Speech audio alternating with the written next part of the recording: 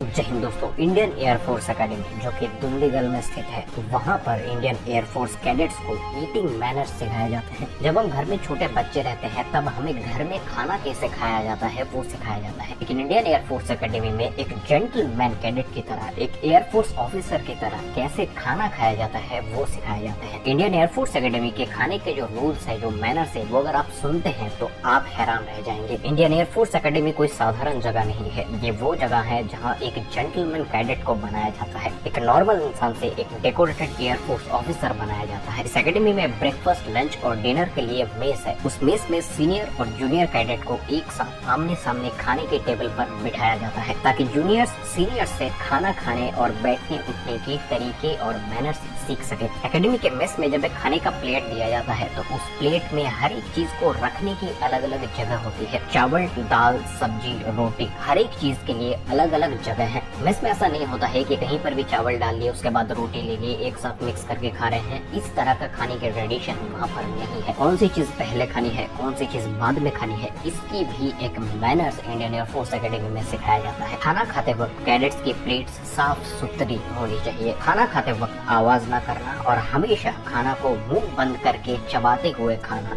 ये सिखाया जाता है। एयरफोर्स एकेडमी में फोर्क और स्पून से खाना खाने की ट्रेडिशन चलती है, जहाँ पर इन दोनों से कैसे हर एक तरह की खाना खाया जा सकता है उसकी भी ट्रेनिंग दी जाती है। नॉर्मल मिडिल क्लास फैमिली से जब हम एक एयरफोर्स ऑफिसर बनने के लिए जाते हैं तो नॉर्मली हम घर पे हाथ से खाना खाते हैं, लेकिन एकेडमी में आपको फोर्क और स्पून से खाना खाने की ट्रेनिंग दी जाती है। इनफैक्ट एकेडमी के मेस में प्लेट में फोर्क और स्पून को रखने की भी कुछ टेक्निक होती है। आपके प्लेट के ऊपर स्पून और फोर्क किस तरह से रखा हुआ है, इसे देखकर वहाँ पर खाना सर्व करने वाले लोगों को ये पता चल जाता है कि आपको और खाना चाहिए या फिर नहीं।